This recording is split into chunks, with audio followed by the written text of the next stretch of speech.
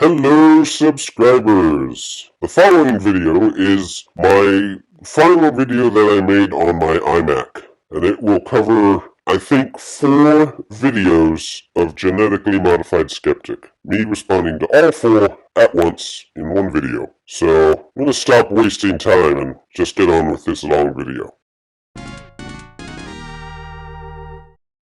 We'll start with an argument for the biblical God's existence from Gerald Schroeder, a Jewish physicist with a doctorate from MIT.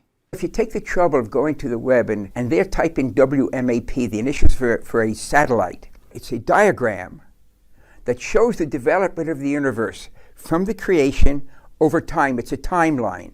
Every word on that diagram comes from the NASA site. It is the condensed knowledge of the scientific community of how the universe created and how it got to where we are today. We see here, most amazingly, that on the extreme left edge, it shows a beginning to the universe. So look what science has discovered. We can create the universe from absolute nothing, provided we have the forces of nature. Now the laws of nature, the forces of nature aren't physical, they act on the physical.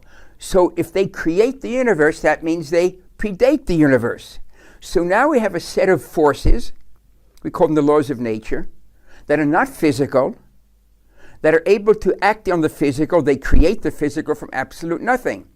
And they predate the universe, which means they predate our understanding of time. Put that together and it sounds very familiar. If you haven't noticed it, that's the biblical definition of God. What's so special about these forces and this God that allows them to be equated so definitively that proving the existence of one proves the existence of the other? He literally just told you. They are both immaterial and predate the universe. Now, I don't actually agree with the doctor about saying that the laws of nature predate the universe, but that's not really important. The important thing is that Mr. Modified is not thinking critically about this. If you have 3 possible explanations for the existence of X, and you know some prerequisites to X's existence, whichever of the 3 possible explanations of X that fit the most prerequisites for X must be the explanation of X. And if it's a tie between any of them, then you move on to the next step. Naturalism fails to meet the prerequisites for explaining the universe, since naturalism would require an eternal universe. Ultimately, though, the reason this argument should not lead us to believe in Brahman or Yahweh is that it commits an association fallacy. It makes an irrelevant association in order to say that the qualities of one thing are necessarily the qualities of another. It makes the mistake of granting that any conceivable entity that possesses some of the qualities of this set of forces possesses all of the qualities of this set of forces, including existence necessitated by science. I'm not sure Mr. Modified even knows what he's talking about here. Science doesn't necessitate anything. That sentence is just nonsense. And again, Mr. Modified is not thinking critically here. He says the qualities of one thing are not necessarily the qualities of another, but that was not the argument made. The argument made was that the qualities of one match the qualities of the other. You can discover the qualities of one by looking at what they must be, but this is not what was shown in the clip. By that logic, though, any entity we just make up, which we say possesses the qualities of this set of forces, exists. This argument just leads to absurdities and does not prove any God's existence. Unfortunately, Dr. Schroeder seems pretty convinced by it even with its blatant flaws. The strongest case Mr. Modified makes here was that the argument taken only from the clip shown doesn't only match the biblical God, but most any monotheistic God could fit that. Now, I have not watched the full context of the clip Mr. Modified showed, but I would imagine that this is not the only reason the doctor has for believing in the biblical God, specifically. But it is enough reason to believe in God in general and reject naturalism. He's really trying to make mountains out of molehills here with these blatant flaws while avoiding the facts that they are only flaws if you intend on getting to a specific God, with only the argument as shown in the clip.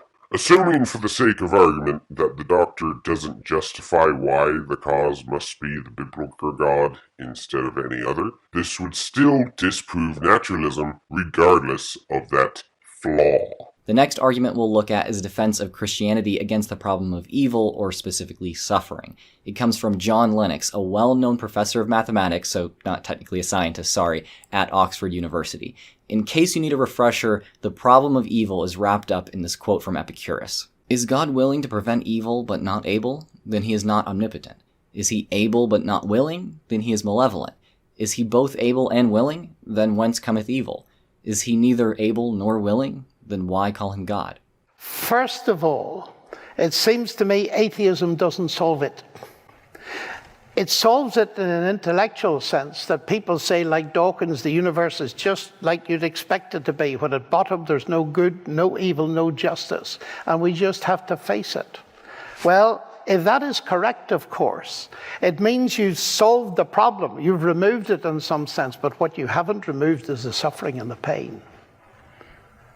So I find that philosophically a disaster. But now, in order to respond to it as a Christian, I have to come down to the heart of the Christian faith. And this is the very short answer. At the heart of the Christian faith, there stands a cross. And if that really is God there, then it tells me that God hasn't remained distant from this problem, but has himself become part of it. And the cross and the resurrection together seem to me to do what atheism's solution to this problem doesn't do. They give us grounds for hope. And I face a universe, as Michael does, that presents a mixed picture. But I would say this: we will never solve the problem philosophically of what a good God should, would, might, could, etc. have done. So we've got a problem. And as a mathematician, if you can't solve one problem, you ask a different one. And the different question for me is, granted that it's like that, is there anywhere in the universe evidence that there's a God that we could trust with it? And I believe there is, as revealed in Jesus Christ. That's my short answer. Lennox is right to say that atheism solves the problem philosophically, but the point he goes on to make does not help Christianity's case in respect to this issue. The fact that atheism does and says nothing about suffering in the world doesn't make it less of a solution to the problem of evil. First of all, Lennox did not say that atheism solved it philosophically. He said it solved it intellectually in some sense. And he said it was philosophically a disaster. The only answer atheism can supply for the problem of evil is that there is no evil. If atheism were true, then there would be no such thing as evil. Evil would just be a name for something most people don't like. It would have no objective meaning. Saying you don't have a problem doesn't make the problem go away. Conversely, Christianity trying to alleviate some suffering in the world makes it no better of a solution to the problem. If it both proactively and retroactively eliminated all suffering in the world, it would solve the problem. But it doesn't do those things. It doesn't matter whether Christianity gives one grounds for hope. The fact remains that when it comes to the problem of evil, Christianity doesn't hold up. More examples of Mr. Modified speaking faster than his brain can process. Christianity most certainly solves the problem of evil. Good will be rewarded and evil punished. Problem solved. There are, of course, more specific answers to the problem of evil, but this is going to be a long video, so unless Mr. Modified wants to give a more detailed articulation of the problem, I'll just have to leave it at that. But before I move on, who says mathematicians aren't scientists? I don't really care, it doesn't mean much, but how exactly are you making the distinction? Since math is a pretty big prerequisite to most fields of science, if not all of them. Now, Dr. Lennox seems to acknowledge that Christianity can't solve this problem, but he admittedly goes on to believe in a God which is logically incoherent. I obviously can't say for sure, but it seems to be an emotional decision. If that's the case, I wish he'd just be more upfront about it. Lennox does not claim that Christianity doesn't solve the problem. First of all, it seems to me atheism doesn't solve it. Notice the distinct lack of the word either. He doesn't say atheism doesn't solve it either. He just says atheism doesn't solve it. And later he goes on to give a short answer from Christianity. And I need to point out that the point of Mr. Modified's video was an attempt to showcase why different smart people believed in God. But this clip isn't really an argument for God's existence. It's just an answer to a common question. It doesn't do anything to show why Dr. Lennox believes. Next up, we have an argument for God's existence by Francis Collins, who is undeniably brilliant and accomplished. He's a physician and geneticist who led the Human Genome Project as director of the National Human Genome Research Institute. He's been elected to the Institute of Medicine and the National Academy of Sciences, and has received the Presidential Medal of Freedom and the National Medal of Science. He's also an evangelical Christian. So let's see how he argues for God's existence. And interestingly, some of the pointers to God had been in front of me all along, coming from the study of nature. And I hadn't really thought about them, but here they were. Here's one which seems like an obvious statement, but maybe it's not so obvious. There is something instead of nothing. No reason that should be. Why should mathematics be so unreasonably effective in describing nature? There's the Big Bang. The fact that the universe had a beginning, as virtually all scientists are now coming to the conclusion. And of course that presents a difficulty because our science cannot look back beyond that point. And it seems that something came out of nothing. Well, nature isn't supposed to allow that. So if nature's not able to create itself, how did the universe get here? Another thing I began to realize by a little more reading is that there is this phenomenal fine-tuning of the universe that makes complexity and therefore life possible. You can't look at that data and not marvel at it. It is astounding to see the knife edge of improbability upon which our existence exists. So what's that about? Well, I can think of three possibilities. First of all, maybe theory will someday tell us that these constants have to have the value they have, that there is some a priori reason for that. Most physicists I talk to don't think that's too likely. There might be relationships between them that have to be maintained, but not the whole thing. A second possibility, perhaps we are one of an almost infinite series of other universes that have different values of those constants, and of course we have to be in the one where everything turned out right or we wouldn't be having this conversation. So that's the multiverse hypothesis, and it is a defensible one as long as you're willing to accept the fact that you will probably never be able to observe those infinite series of other parallel universes. So that requires quite a leap of faith. The third possibility is that this is intentional, that these constants have the value they do because that creator God, who is a good mathematician, also knew that there was an important set of dials to set here if this universe that was coming into being was going to be interesting. So take those three possibilities, and which of them seems most plausible? Apply Occam's razor, if you will, which says that the simplest explanation is most likely correct. Well, I come down on number three. Essentially, what Dr. Collins does here is compile some observations about the universe. There's something instead of nothing. Math works effectively. The universe has a beginning, and the physical constants of the universe exist in such a way which allows for life as we know it. He then submits a hypothesis as an explanation behind all of those things, a God. The way he defends it is to compare it to other hypotheses and apply Occam's razor. There are a couple of problems with this. One, he says that the simplest explanation is one that invokes an omnipotent being with creative will and intent, rather than saying that there's a force or law which simply had sufficient power and opportunity, not will, to bring all of this about. Two, he engages in special pleading to justify his choosing God over the other explanations mentioned. What he says about the multiverse hypothesis should be applied to the God hypothesis as well, but it's not. So that's the multiverse hypothesis, and it is a defensible one as long as you're willing to accept the fact that you will probably never be able to observe those infinite series of other parallel universes. So that requires quite a leap of faith. Like the good scientist he is, Dr. Collins should realize that his hypothesis is not actually testable, so acting as if it's confirmed is not justifiable, just like it's unjustifiable to act as if the multiverse hypothesis is confirmed.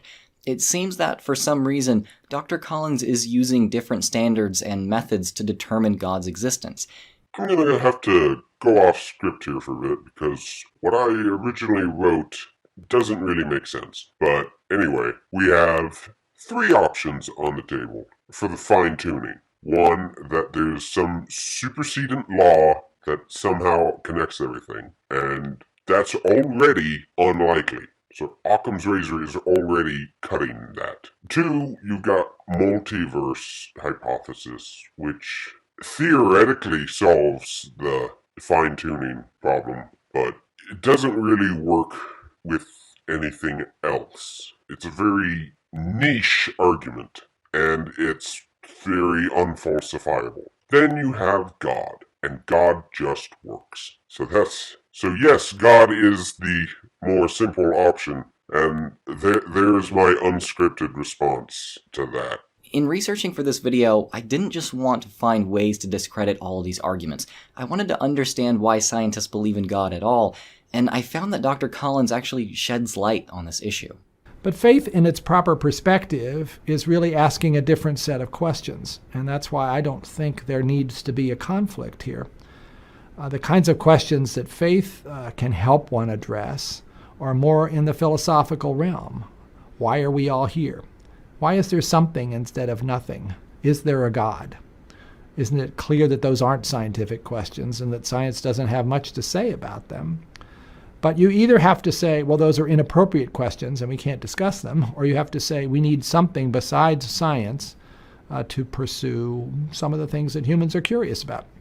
For me, that makes perfect sense. He's right that there are questions out there that science can't answer and will probably always remain philosophical. But certain elements of scientific thought and practice can carry over into the examination of some of those questions, the God question being one of them. We can still require claims to be well evidenced, or at least testable, before we accept them. We can recognize confounding factors which undermine the reliability of our personal feelings and experiences. We can check our work against the collective knowledge of logical fallacies. Science can't answer every question, but that's no reason to be any less critical or exacting when examining questions outside of science. If it's not apparent enough already, compartmentalizing even core beliefs doesn't make you stupid. The men we've talked about here are all brilliant, just mistaken. Everyone does this. People who laugh at anti-vaxxers for denying science yet are themselves Old Earthers. People who understand why personal anecdotes are not reliable data yet are convinced of their own religious experiences. People who scoff at cult leaders and snake oil salesmen yet believe the words of YouTube atheists. I myself used to do all of those things, and I'm not any smarter now that I don't. Don't worry, no one is gonna accuse you of being smarter for not believing in God. After all, it really doesn't seem like you made the decision based on any intellectual reasons anyway. More instead on your own feelings. If that's the case, I just wish you'd be more upfront about it. The Bible was written by savages. I understand where the statement comes from, but it's not quite true. The Bible was written by dozens of different authors over at least 1,500 years, and implying that they were all unlearned peasants is inaccurate. We don't know who authored many of the books of the Bible, but by the writing style and cultural context of quite a few, we can tell that those books were authored by scholars of the day. Given how rare literacy actually was at the time of their inception, many books demand that their authors actually be some of the most educated of the time. Don't get me wrong, this scholarship does not imply credibility in all respects. Scholars can still be incredibly biased to the point of fabricating stories which confirm the narrative they already believe and attempt to convince others of. Given contradictions in books like the Gospels, such as differing genealogies of Jesus and differing accounts of his town of origin, that is evidently true. You started out so well, but then you had to make the false claim of contradictions. There are no contradictions in the Bible, and the two examples you try to give are weak attempts to prove otherwise. All people have two genealogies, one from their father's side and one from their mother's. This is not a contradiction. Also, anybody who lived in multiple towns growing up could claim multiple towns of origin. That all depends on how far back you want to go. Also, it is valid to point out that these scholars were completely scientifically illiterate, as the foundations of scientific thought were laid well after their time. But still, calling them wholly uneducated is not correct. Acknowledging this in conversation with certain Christians can actually be helpful to a non-Christian's case because it goes against the narrative to which many Christians hold. Countless Christians believe that the four Gospels were written by Matthew, Mark, Luke, and John, poor Aramaic-speaking Jewish laymen. Hold it. Are you saying most Christians believe Luke was a layman? Or are you claiming yourself that Luke was a layman? Because Luke was a doctor, and obviously well educated, and most Christians know this. But they absolutely weren't. The four Gospels were authored anonymously by four separate authors in scholarly Greek years after Jesus legends had already spread and mutated by word of mouth throughout the region. On the one hand, at least he admits they were well written. On the other hand, he doesn't seem to understand the timeline. He talks as if the Gospels were written long after all eyewitnesses were dead. With arguments like this, it's surprising Mr. Modified hasn't gone full mythicist and claimed Jesus never existed. It's almost just as bad. Also, I'd like to point out the very unsubstantiated claim that Jesus' legends had spread and mutated. Depending on how you define legends, perhaps you could say the legend of Jesus spread throughout the region, but you have absolutely no grounds to say they mutated. Acknowledging the truth about those biblical authors actually aids one in the argument that the Gospels are flawed works of men, not divinely inspired words of God. So go ahead and point out the ignorance and limitations of specific biblical authors, but don't make blanket statements about all the authors' education, or you're bound to end up on the losing side of an argument. Same goes for unsubstantiated claims. There is one true Christianity. Describe what Christians do, and you'll describe what Christianity is. That is idiotic and a recipe for a straw man. And I don't think you'd want me to take the worst examples of atheists, such as murderers and pedophiles, and claim that's atheism. I skipped most of this section because it's that same stupid argument Mr. Modified used in a different video where he tries to claim that there is no true interpretation for fiction, and of course claims the Bible is fiction, which naturally begs the question. But like I said in that video, even if the Bible were fiction, there would still be a true interpretation. You can see this for yourself with any actual fiction. For example, is the Incredible Hulk green or purple? If you think either option can be correct for the majority of Hulk comics, then you clearly agree with Mr. Modified and should get your eyes checked. The Bible is all literal.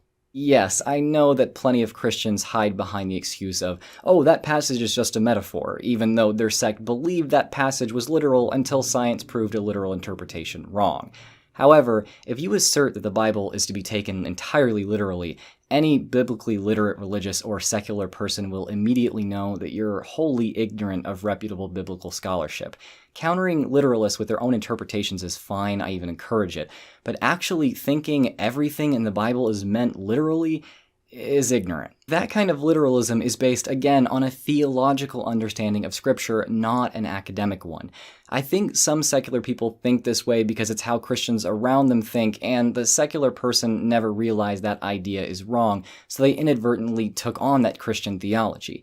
A more defensible understanding is that Scripture is a mix of what is intended to be taken literally, like historical accounts, books of law, and prophecy, with things meant to be taken as meaningful fiction, parables, folklore, and proverbs. This is how secular scholars look at the Bible. It's written in the Gospels themselves that Jesus told parables. The book of Job is divided into sections with well-established differing literary styles, and Job's friends in the book often speak in pure poetry, which are obvious signs of an intended parable, not history. The story of Adam and Eve also has markers of intended folklore, given that Adam's first word to Eve are clearly poetry. Well, that's a weak argument. People can't speak poetry to their wives without being accused of being folklore? You'll have to do better than that if you want to claim Genesis is folklore or poetry. Other than that last statement, there isn't much to say here. There are some points I could nitpick about, but nothing that's worth the trouble. Now, reputable scholars don't pretend that there's consensus on exactly what is intended literally and what isn't. It certainly isn't clear, but the non-literal intent of several passages is very well evidenced. It's important to realize this as a critic of Christianity because if you don't, well-informed Christians will rightfully tune you out. There are still valid criticisms of biblically literate forms of Christianity anyway. For instance, it's obviously confusing to determine what's intended by countless passages in the Bible. That's why many different denominations exist and why even scholars can't reach consensus. And yet, that's the means of communication an omnipotent God uses to teach his creation.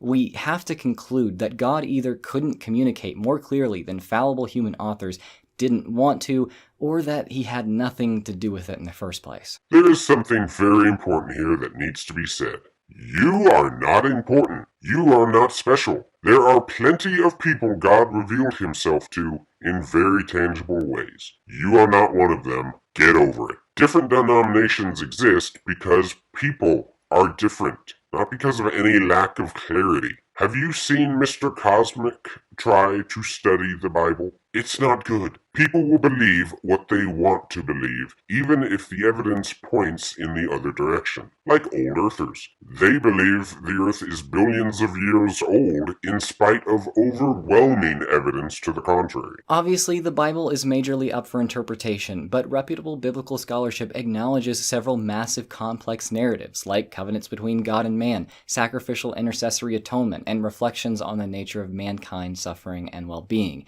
From the same passages that imply falsehoods, most Christians glean lessons on real issues.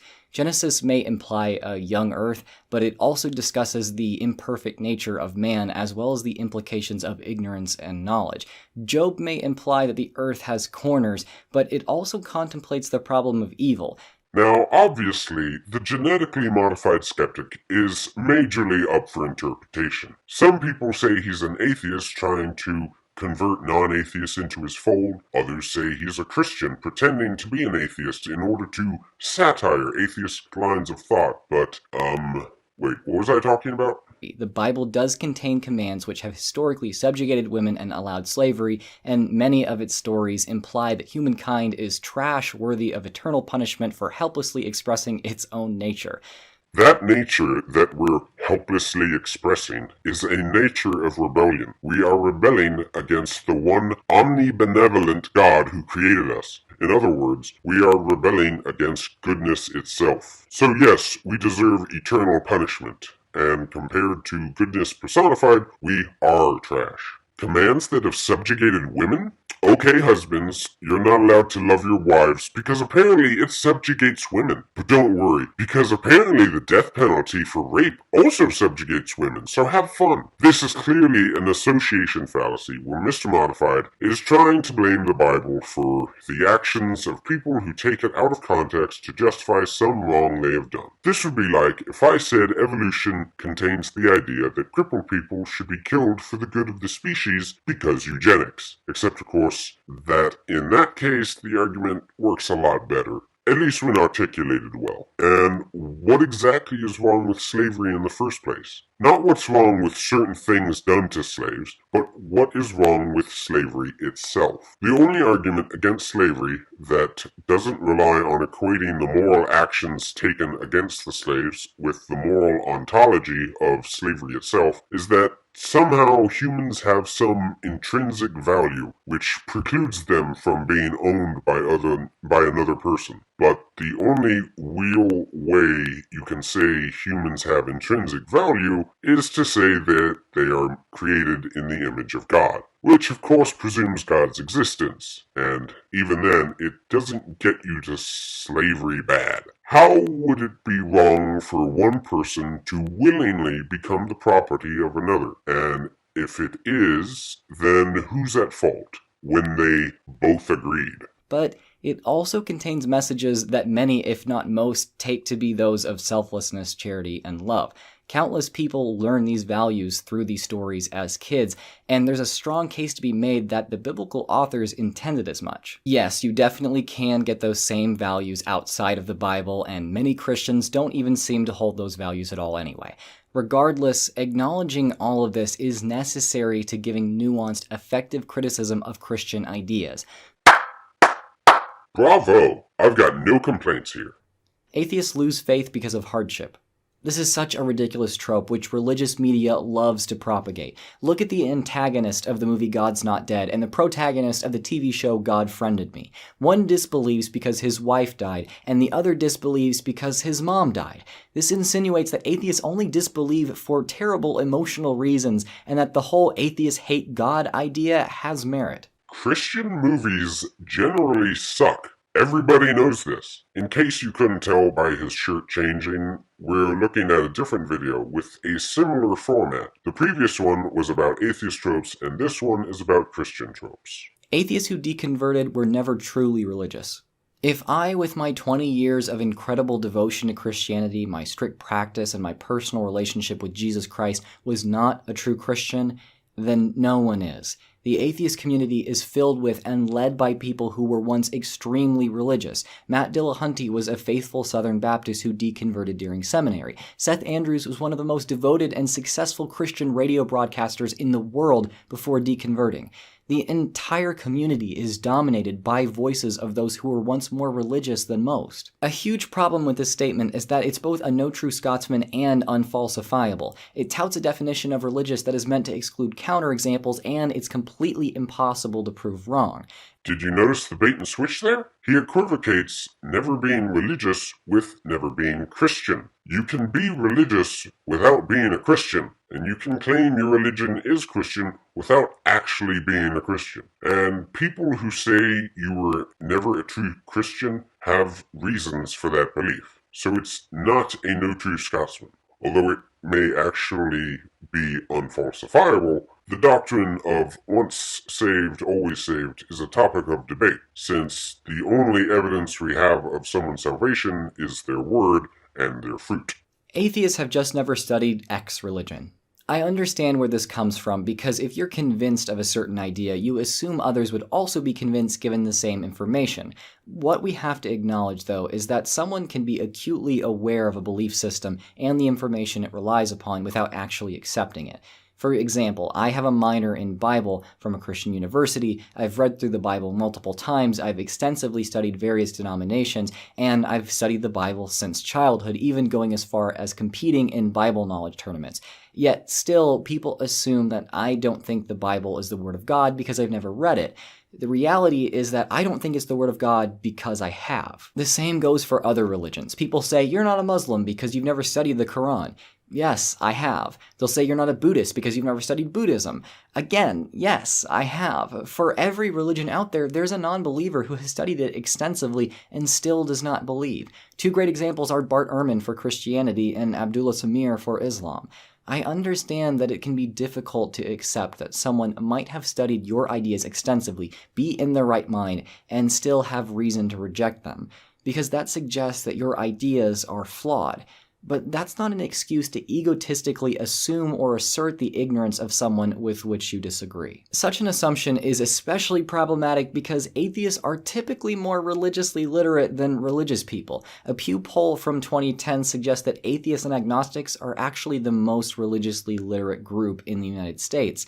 So if these statistics are correct, a religious person calling an atheist religiously illiterate is often the pot calling the kettle black. A better way to discover what an atheist has or hasn't studied is to just politely ask them. Notice the hypocrisy of arguing that not believing a subject doesn't mean ignorance of the subject, and then claiming what basically amounts to the same fallacy but in reverse. I don't believe X because I've read it. It's subtle, but there nonetheless. I could say the same things about that statement. Let me put it this way to highlight it. An atheist could say, you only believe X because you haven't read it. This is what is implied when you say you don't believe because you've read it. It's the same fallacy from a different angle. And earlier, you said that you had a minor in Bible, which means that it wasn't the reading of the Bible that made you disbelieve. You clearly had plenty of time between reading the Bible and becoming an atheist. Now, I expect someone will say that wasn't the point he was making. His point was his disbelief isn't based on ignorance, and that's fine, but that's not the way he presents it when he says he doesn't believe because he read it. In fact, that's actually another atheist trope that should have gone in his last video. There are no atheists in foxholes. Okay, I kinda agree with Mr. Modified here, but you'll have to watch the original video for that context. It is a nice sentiment, but yes, it is not necessarily true. Atheists secretly believe in God. If I haven't said this enough already, I'll say it one more time. This is unfalsifiable. If you're set on believing this, you can fabricate any reason to reject evidence to the contrary without violating the reason behind this statement. Coming from a Christian background, I get why a lot of people believe this. Many interpret certain scriptures to say that God has told us all that atheists don't exist. Romans 19:18 through 20 is a good example of this. The wrath of God is being revealed from heaven against all the godlessness and wickedness of people who suppress the truth by their wickedness, since what may be known about God is plain to them, because God has made it plain to them. For since the creation of the world, God's invisible qualities, his eternal power and divine nature, have been clearly seen, being understood from what has been made, so that people are without excuse. It makes sense that people would cling to this idea because if they accept this biblical interpretation, accepting the idea that atheists actually don't believe in God would conflict with their understanding of the Word of God. If God really did inspire this, it unfortunately seems that he's totally okay with his followers accepting that which is impossible to prove or disprove and is therefore on the same logical ground as statements running in the opposite direction. First, I'll clarify that I do not accept that interpretation. People have no excuse to disbelieve in God, but that doesn't mean they know he exists. Only that they don't have any excuse for that lack of knowledge. Secondly, the fact that God said it, vicariously through Paul, is proof of the matter, if you accept that interpretation. But put yourself in my shoes. What if I said you don't actually believe in God? You say you really do believe, but I call you a liar. You say that you live your life like you believe it, and I say you're just going through the motions, but you really don't believe. You say I can't read your mind, and it's impossible to prove or disprove my statement with my ridiculous standards. And I say that's exactly what a fake theist would say. Then I tell you that my reasoning is somehow superior to human logic. You'd think I'm impossibly stubborn and arrogant, right? Yes, and you'd be right to think that. What should be taken away from this is that the solution to all of these ridiculous statements is genuine empathy. If you put yourself in an atheist's shoes, you can see how they could just as easily hurl these ideas in your direction. If you show empathy toward us, you'll actually ask us what we think and believe rather than asserting it before you even try to understand. I encourage atheists to have the same empathy toward theists as well.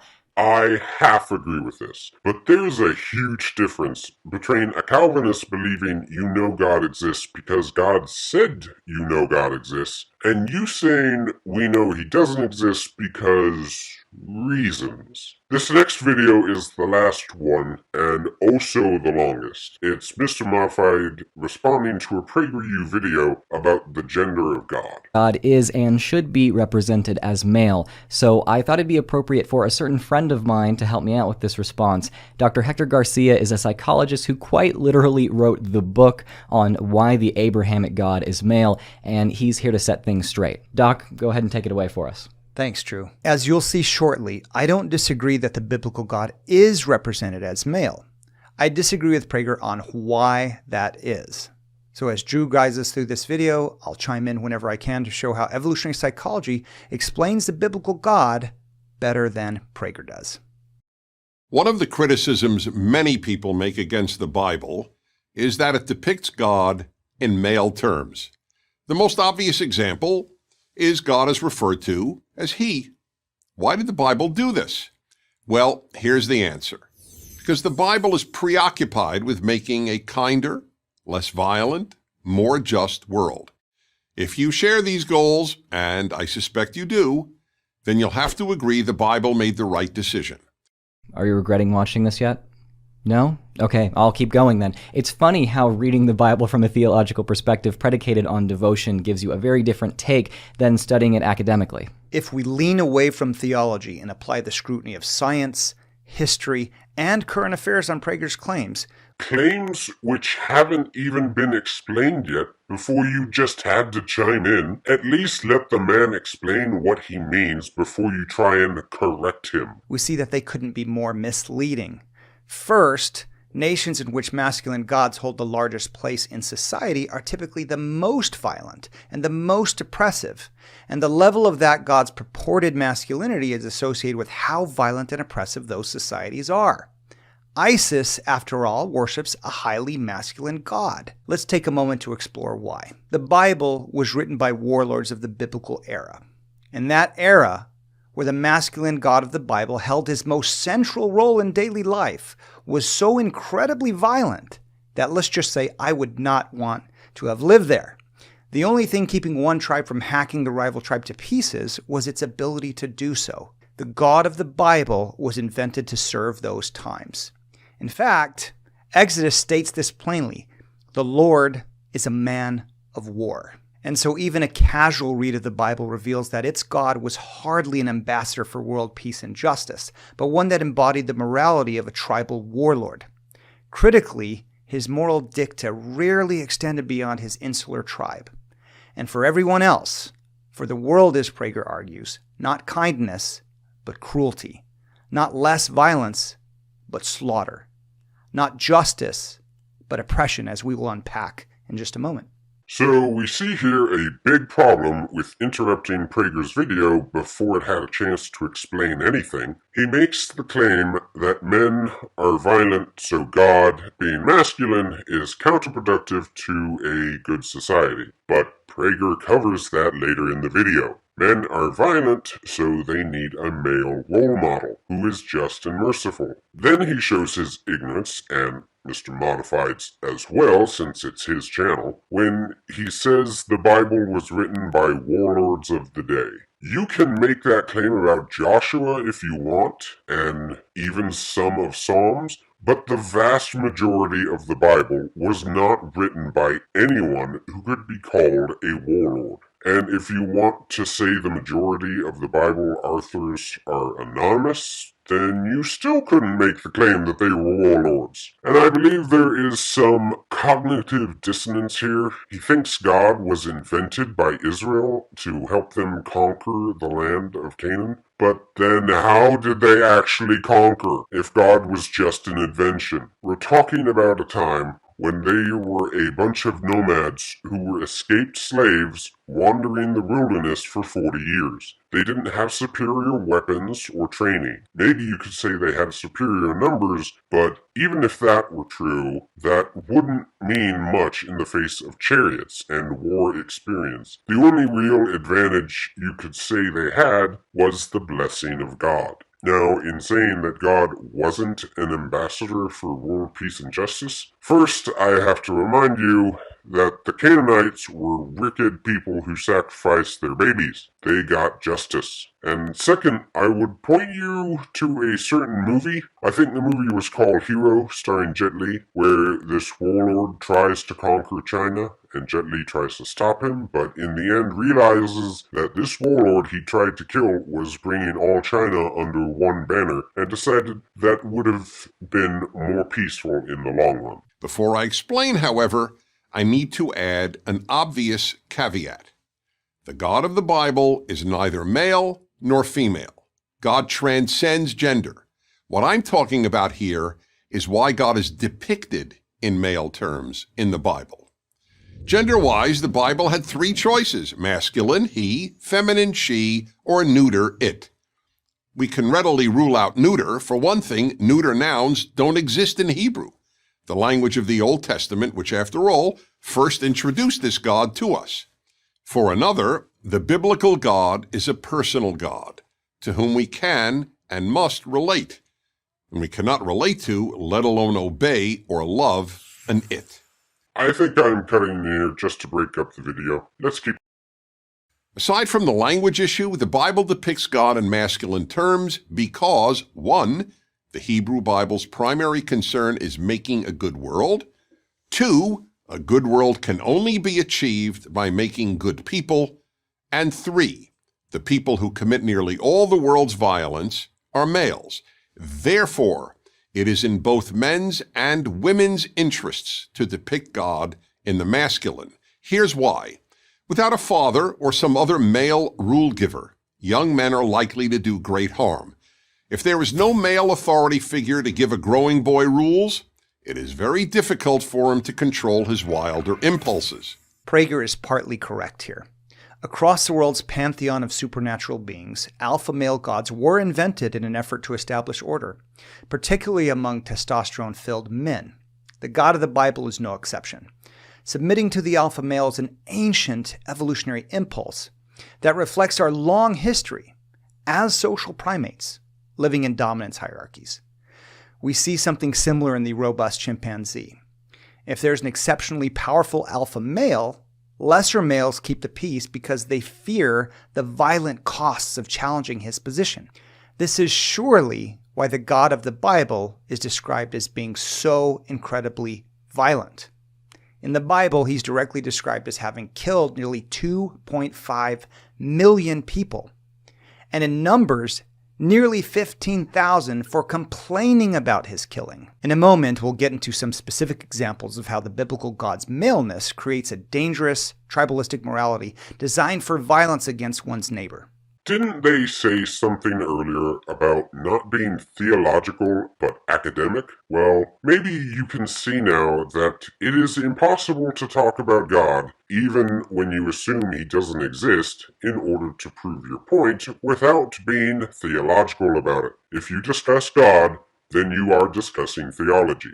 I am surprised it took me to this point in the video to realize that, but there is no such thing as not talking about God in theological terms. I, of course, bring this up because of the obvious preoccupation this guy has with the evolution hypothesis. He's substituting one religious belief for another. Would you call an executioner violent? How about a judge or a jury? If no, then neither should you flippantly call God violent. If yes, then so what if God is violent? Why would you say it's a bad thing to be violent if an executioner can be, and you presumably don't think executioners are bad? And who exactly complained about God killing? There were plenty of people who complained about their circumstances, but who actually complained about some killing God did, resulting in 15,000 more deaths? Definitely looking forward to specific examples, but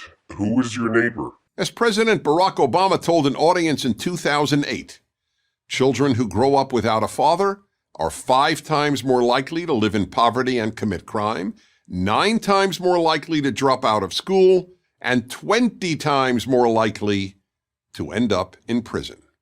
Commenting on that speech, Dr. Alvin Poussant, a psychiatrist with Harvard Medical School, confirmed these statistics. The absence of fathers corresponds with a host of social ills, including dropping out of school and serving time in jail. Let me be clear. There is an obvious and crucial role for fathers in society. A father's ability to give love, guidance, protection, and provisioning is vital for societal health. But this role is not dependent on a dominant rule-making God, and Prager's claim again is a convenient oversimplification of a very complex process. It's here where it starts to become obvious that the guy in the video, whose name I don't care to look up, isn't really responding to what Prager is arguing. Prager never said that the role of fathers is dependent on God, or even on God being male, and maybe if he had actually watched the PragerU video in its entirety before responding, he could have caught that. All Prager was doing in this clip was highlighting the importance of a father figure, which, wouldn't you know it, the evolutionist agrees with. A closer look at the data implicates economics.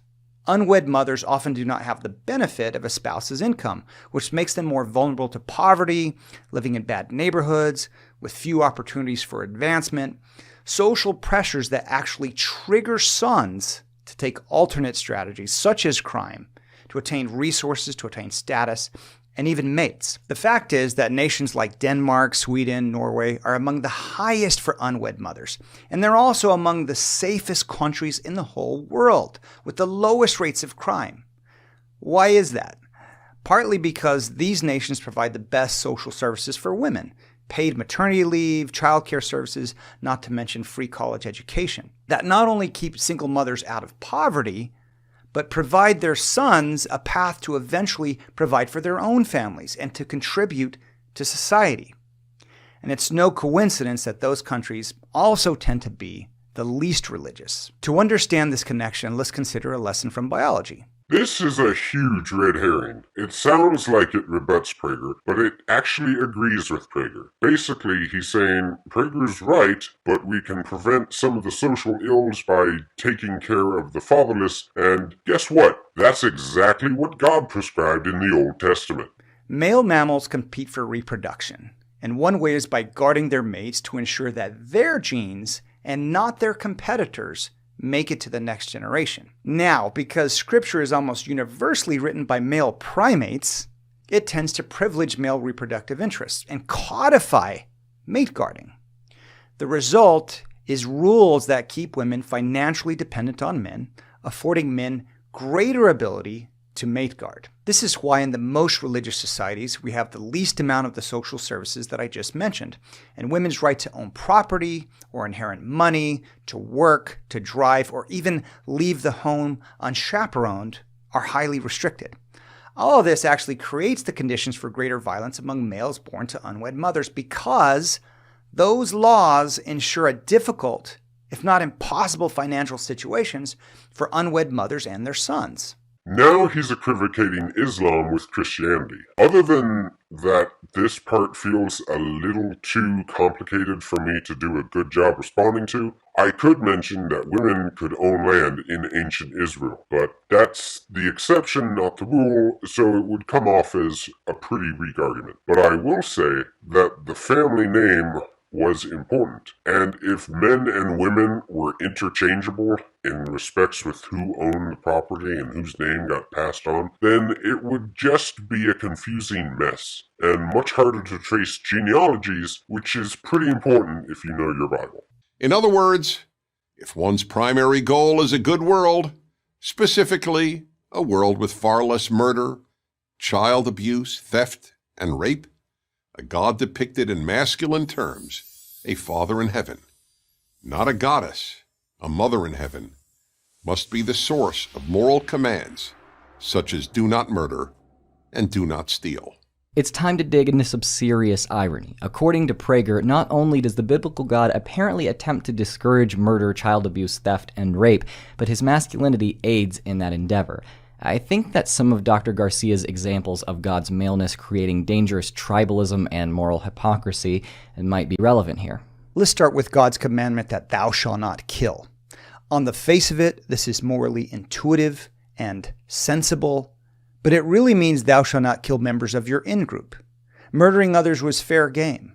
Remember that the first thing that Moses did when he descended from Mount Sinai, bearing those freshly engraved stone tablets, was to order his men to slaughter 3,000 members of the rival tribe, men, women, and children, for having the wrong religion. First of all, it was not a rival tribe. They were all children of Israel. They were all cousins, many times removed. Second, no tribes were killed off. There were 12 tribes of Israel before Mount Sinai, and there were 12 tribes after Mount Sinai. Third, and again his ignorance shows, nowhere in that chapter does it say any children were killed. In fact, it doesn't even really say any women were killed. Only 3,000 men. And finally, he's equivocating killing with murder. He even switches between the two without any regard to the difference. The commandment is thou shalt not murder, and murder is an unjustified killing. The 3,000 deaths at Mount Sinai were justified executions. The same goes with thou shalt not steal. This was meant for the in-group only. In the Bible, stealing from outsiders was encouraged by God, even if it meant slaughtering the victims. As one example among so many, consider what Joshua did at his male God's command in Jericho. They utterly destroyed all in the city, both men and women, young and old, oxen, sheep, and asses, with the edge of the sword. And they burned down the city with fire, and all within it. Only the silver and gold and the vessels of bronze and iron they put into the treasury of the house of the Lord. Did you expect them to just leave the gold and silver? Cattle and beasts of burden were as good as money in those days, but they killed all of those. So obviously, even taking it out of context, they did not kill anyone in order to steal from them. Also, you can't steal from the dead. You can only accuse them of stealing if that was what their purpose was. And of course, it wasn't stealing the land either, even though you didn't even mention the land, because God owns everything, and he gave it to Israel. How about rape? Now, curiously, the Bible does not actually forbid rape. It's not one of the 10 Commandments. This glaring omission is also related to male mate competition. Chimpanzees, for example, will form all-male raiding parties who patrol the boundaries of their territory, systematically kill lone males or smaller parties, and eventually take over the troops' females and territory. Hunter-gatherers have been documented conducting similar raids. It may shock you to know that the God of the Bible, based as he is on a dominant male primate with biological needs to compete for females, not only condones rape, but commands mass rape, along with infanticide, against the rival tribe. In Numbers it says, "Now therefore kill every male among the little ones, and kill every woman who has known a man lying with him, but all the young girls who have not known man lying with him, keep alive for yourselves." Earlier, I said something about Mr. Cosmic's lack of reading comprehension when it came to the Bible, and here you can see this guy makes some of the same ridiculous mistakes. First, rape is punishable by death. Not every law needs to be directly stated in the 10 Commandments. And even using this guy's own example of apes don't marry. You have to do a lot better than they killed their male rivals if you want to say they raped anyone. Why would you think the female ape didn't consensually copulate after her previous mate died? And the very same mistake Mr. Cosmic made about Numbers, nowhere in that passage does it say to rape anyone. And it couldn't intend for that either, because rape was punishable by death. If the father figure / rule giver that boys need is not on earth, a morally authoritative masculine God can serve as an effective substitute. Any discomfort you might feel with a masculine depiction of God is not comparable to the pain we will all feel if boys are not civilized into good men. To transform a wild boy into a good man, a male role model is as necessary as a male rule giver. So when the Bible depicts God as merciful, compassionate, and caring for the poor and the widow, it is not so much interested in describing God as in providing a model for humans, especially males, to emulate. I think we've already established that if it was God's intent to identify as male in order to keep us from violence and brutality, his plan not only failed, but totally backfired. No, you have established no such thing. Also, welcome back to your own video. Where have you been? Prager's argument, in short, is that God identifies as a male in order to serve as a good male role model. Because again, as Prager argues, a male role model is more effective at reducing violence than a female one. Just because violence exists doesn't mean he failed to be a good role model. If he chose to identify as female, there would still be violence. Possibly more. Now, I'm sure there's some people out there who think the New Testament is exempt from the male brutality and oppression we've discussed so far, and that it only exemplifies God's mercy and love. Those people would be wrong, though. The God of the New Testament still appears to be the dominant, often brutal alpha male he's always been, just with more refined means of control. Dr. Garcia can explain. Now, some may argue that what we've talked about is restricted to the God of the Old Testament. But we can find the violent, sexually controlling alpha male ethos in the God of the New Testament as well.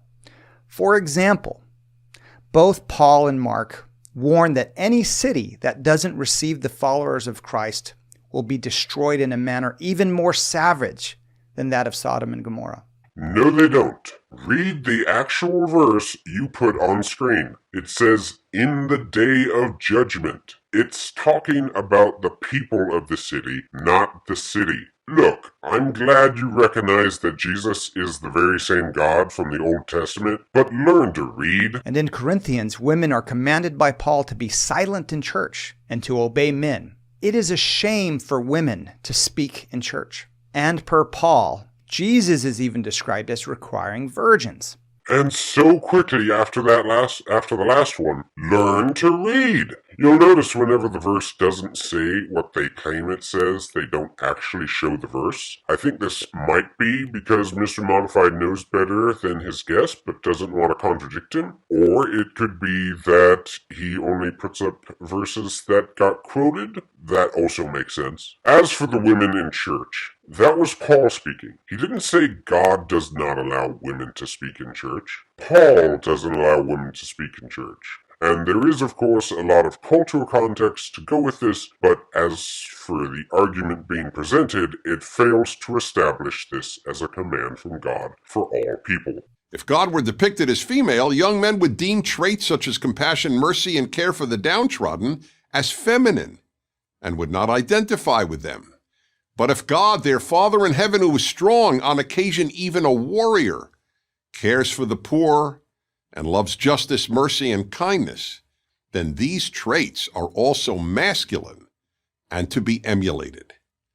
The argument that girls equally need female role models to avoid violence is objectively not true, because the problem of mayhem and violence is overwhelmingly a male one.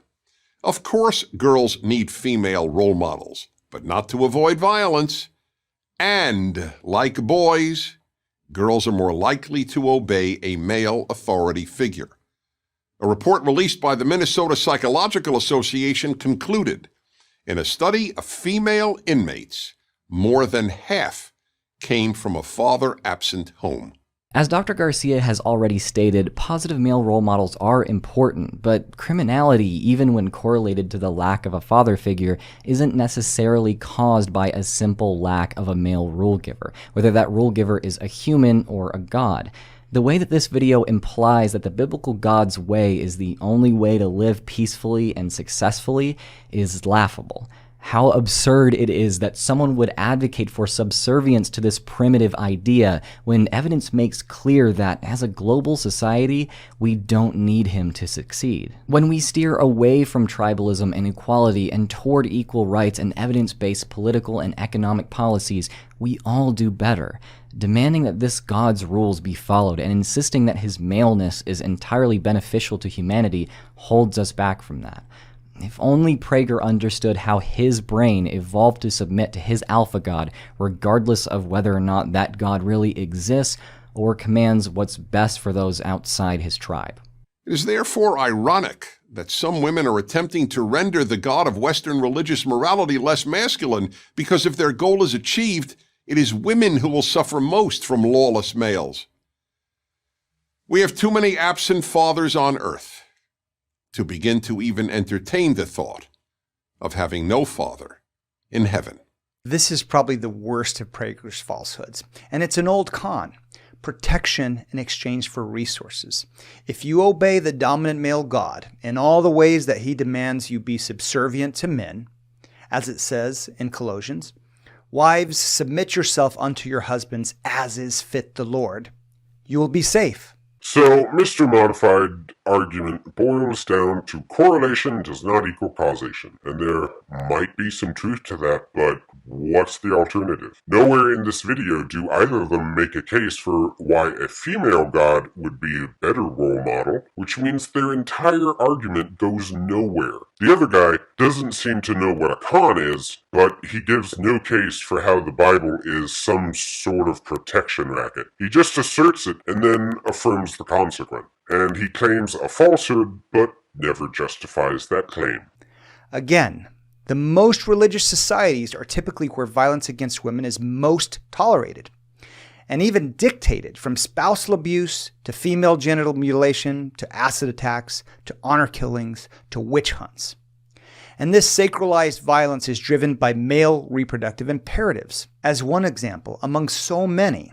Before you get into your straw man, let's talk about that bait and switch. All throughout this video, and I mean my video, not just this one of Mr. Modified's, there has been this bait and switch with Christianity and religion, which serves to lump all the worst things that they can find from either the actual religion or someone claiming to practice said religion. This is very deceptive, and this clip is probably the worst it gets. In Hosea, God orders the butchering of the pregnant women of Samaria, an ancient city that was considered to be one of God's wives, as punishment for adultery. Samaria shall become desolate, for she hath rebelled against her God. They shall fall by the sword.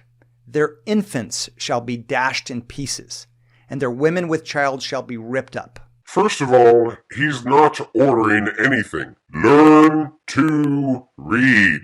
This is a prophecy about what will happen if they do not repent. Funny that he goes to Hosea to give an example of a biological imperative. Obviously, he doesn't know, or at least doesn't expect anyone watching this to know, my money's on the former, that Hosea was commanded to marry a prostitute. Then she cheated on him, then he was commanded to take her back. So much for biological imperative.